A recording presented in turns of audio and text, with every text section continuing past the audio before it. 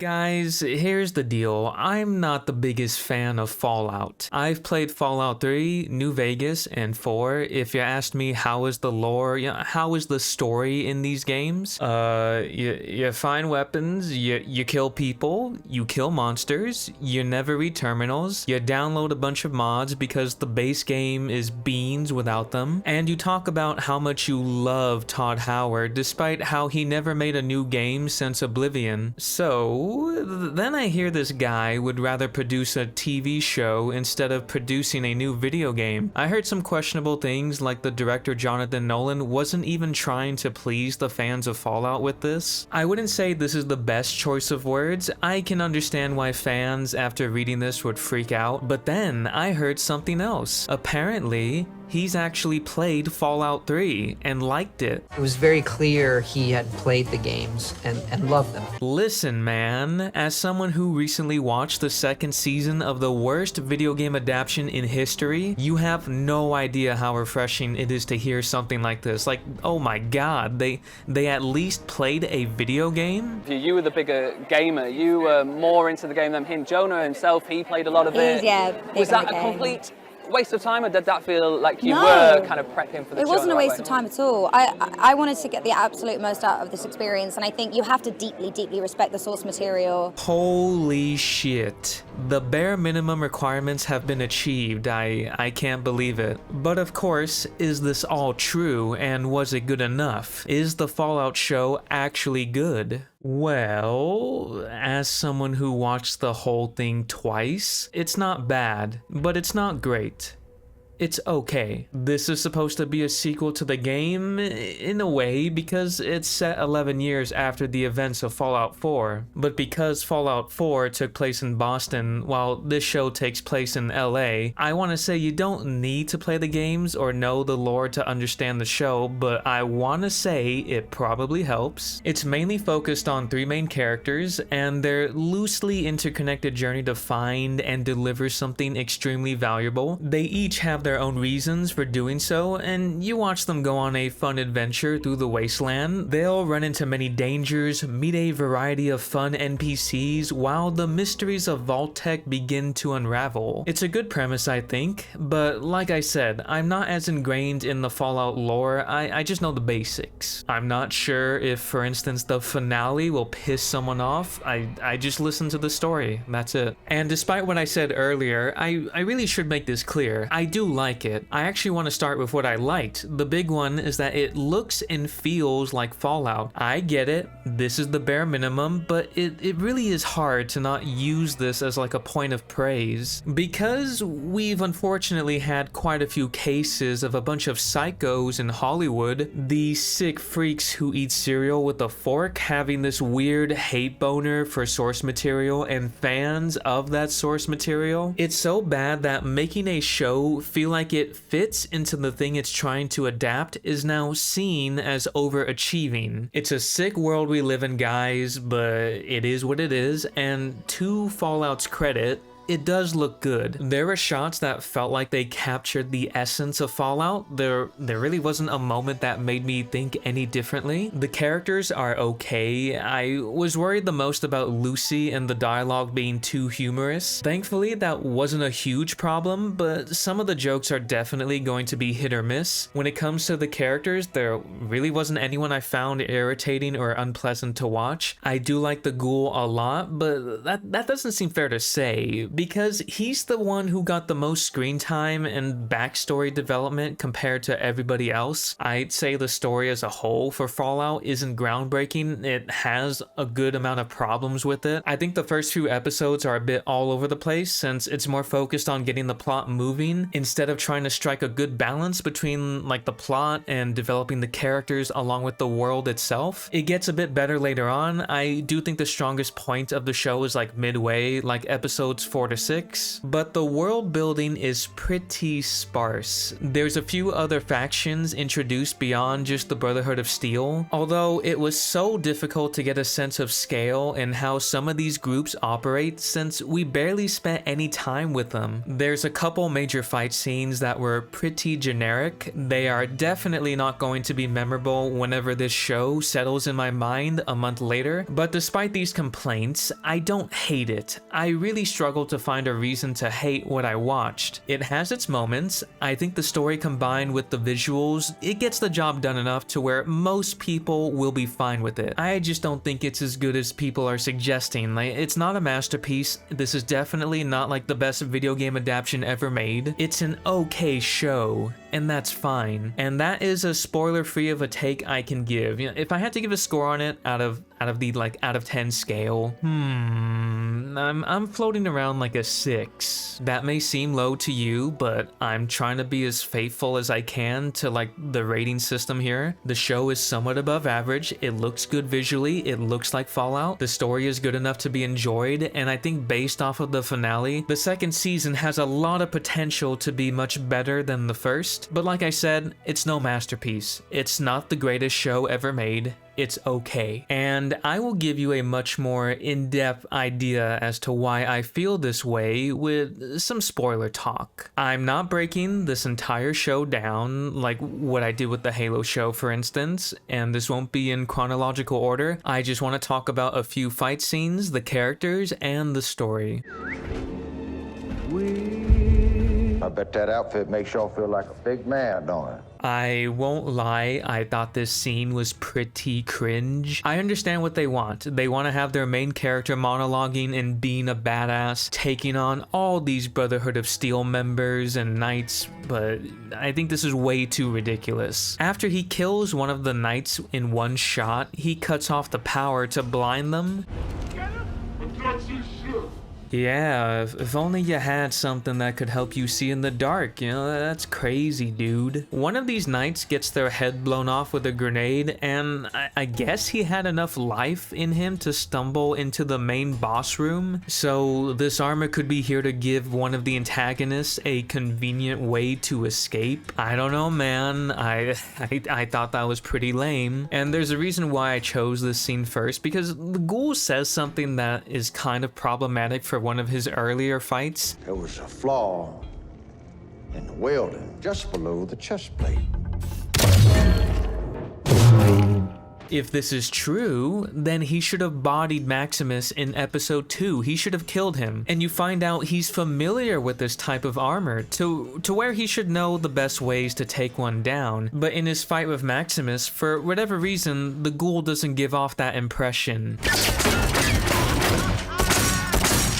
The ghoul gets the upper hand when Maximus gets his foot stuck in a wooden plank. This armor is supposed to make you stronger, at least that's what they show me, so what the hell do you mean his foot got stuck under some wood? Like, are you joking? This only happened so the ghoul could win, like that's it, but based off of what we know about him in hindsight, he shouldn't have needed this to happen. Then we have this scene here. It should be pretty obvious why this is a bit absurd. Like, there's a Gatling gun turret unloading on them and they didn't even get grazed. How does that make any sense? Listen, not every action scene needs to be flawless, and I know Fallout has some level of absurdity to it. I know it's fun to have the ghoul walk around nonchalantly during a shootout, not caring if he gets shot, but he's not invincible. He should care about people actively shooting at him. Ghouls are very killable. This show makes it very clear in episode 4.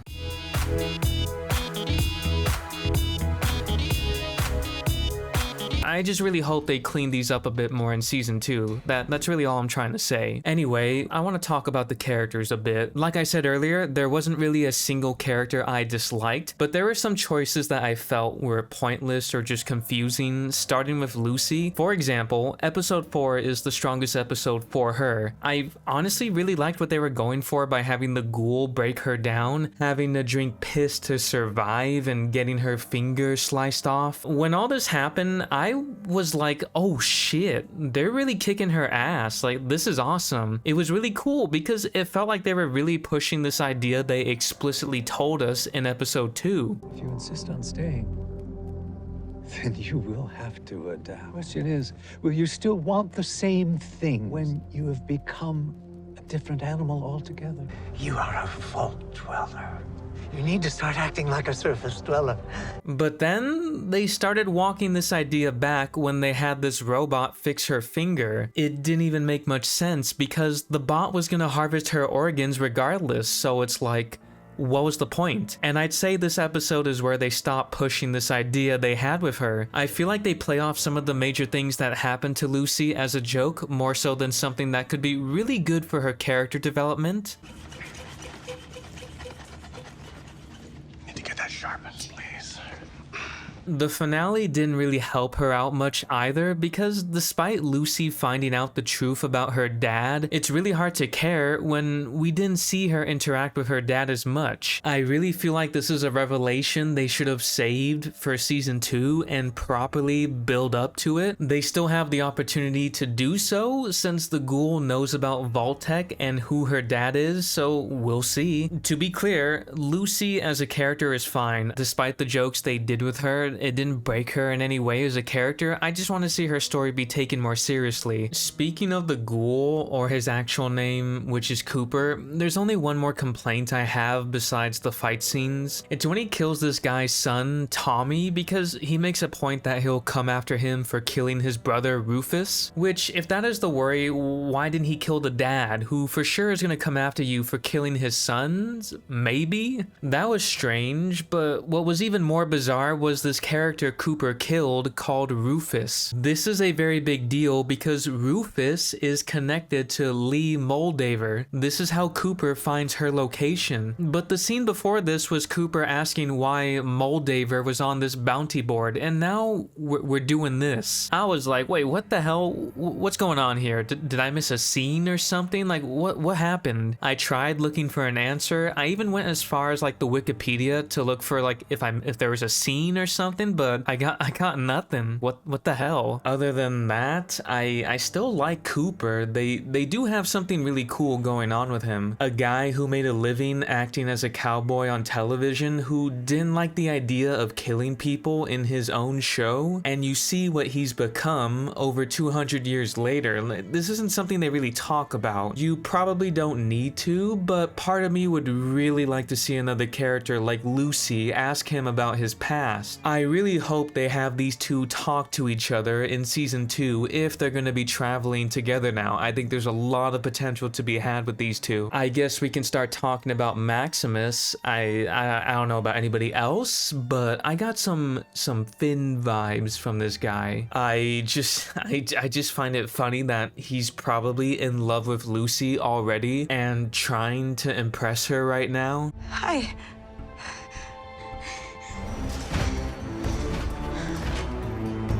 I mean, to be fair, at least Maximus isn't screaming her name constantly like a maniac. I think the biggest problem I had with this guy was that they waited until like the finale to reveal that he wasn't a bad guy. He wasn't the guy who screwed over his transgender friend's promotion. It was actually the transgender friend who did that to himself, which, side note here, the trans character is the only person who inflicted self-harm. Yo, Todd, what are you trying to say? Look, I'm just having some fun, but this is something they should have revealed much sooner. For 7 episodes, I was so confused. I thought Maximus was like some kind of snake, but I kept getting mixed messages. Because he claims he wanted his friend to suffer this kind of accident. I wanted it to happen, is that wrong? But then he's a good person, and he talks about how he wanted to be a knight to protect people. I even liked the dynamic he had with Thaddeus, but I kept thinking about the foot, and that Maximus might kill Thaddeus somehow. I mean, he even tried to, after Maximus horribly handled revealing to him that he wasn't Captain Titus. We can still be friends. Where's Knight Titus? He's dead.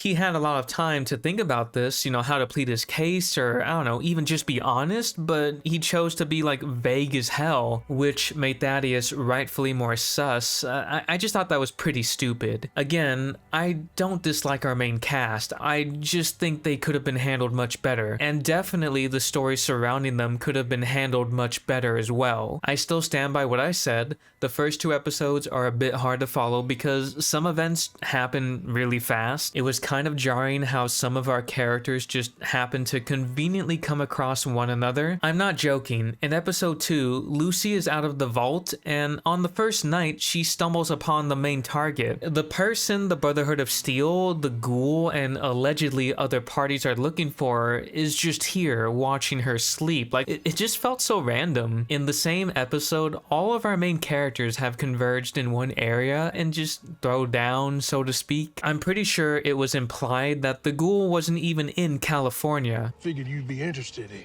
is where they's running to.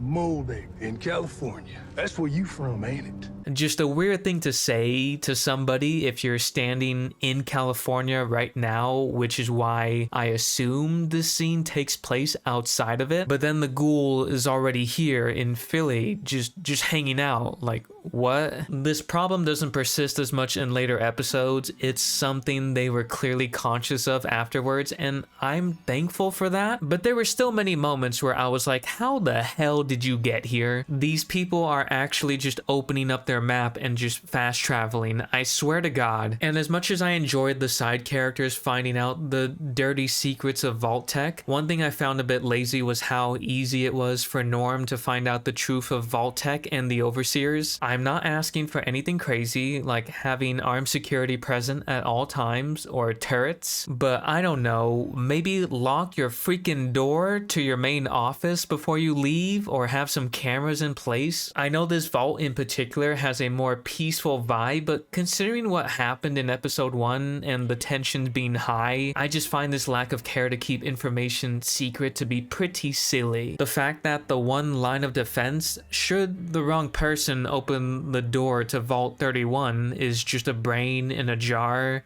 and it's played for laughs. Initiate Protocol 53. Alright, just hold still. I get it, it's funny, but when you present a thrilling story about Vault Tech and how shady they were, to the point where they were the ones who wanted to cause a nuclear fallout and one of their secrets is guarded like this, I think this is a case of the humor not being well balanced with the tone and the setting. And I guess one last thing is just a lot of unanswered questions, like who is the doctor guy and how did he come upon this new technology? The other cleric says whoever gets the target will control the wasteland. How in the world are certain parties like the Brotherhood of Steel finding out about the importance of what the Doctor defected with from the Enclave? Who or what even is the Enclave? I know who they are from the video games, but it would be nice to know more about them in the show. There's a lot of missing information on Lee Moldaver. Like, how the hell did she survive not just 1, but 2 nuclear bombings? This wouldn't be a problem if they just didn't kill her in the finale and she was in a way the endgame antagonist for season 1. Like, dude, I barely know anything about this person and she's already dead. Then there's Cooper, who did find out about Vault Tech dropping the bombs, and my question is, how did Vault Tech manage that? How does Vault Tech manage nuking Shady Sands? And side note, I know Shady Sands, lore-wise, is supposed to be like the capital of the NCR. From a more, I guess, fan perspective, I thought it was pretty disappointing that they didn't want to do anything with it. Like, they just deleted it. Like, what the hell? And I guess while we're on this point about lore, I mean, correct me if I'm wrong, I just don't remember the Brotherhood of Steel being so incompetent, dumb. This wasteland f***ing sucks. Sending me on stupid missions. I'm fucking toast.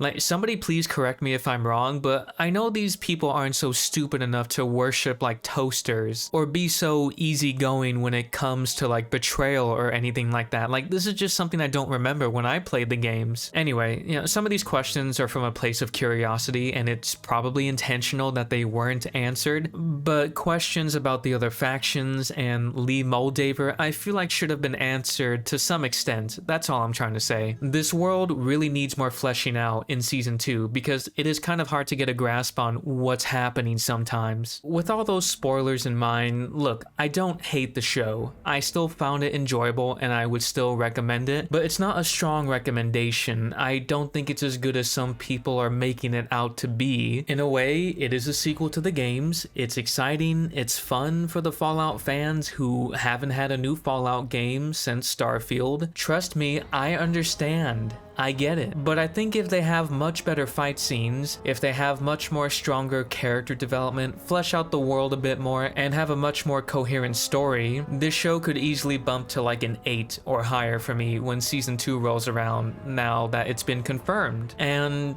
real quick, as a Halo fan, I'm big sad. I'm happy for the fans of Fallout. I'm not mad. I'm totally not jealous that they got a faithful adaptation, alright? That was done decently enough that it brought more people to play Fallout games. Hell, I might even get in on that. Meanwhile, God, I just can't look at this disgrace anymore with a straight face. Like, it's so pathetic. Like, just look at this thing trying to be relevant. It's so funny. Both of these got TV shows, and just look at the difference. It's so hilarious yet depressing at the same time. Fallout gets a decent show, while Halo is helmed by smooth brain leadership saying all the wrong things. Then we have a polarized fan base that hasn't been happy with Halo for over 12 years due to incompetence, and whatever is left demands so little that they even encourage these people to keep bastardizing Halo even more. With all these things in mind, would you be surprised if I told you a Halo show was rigged to fail from the start?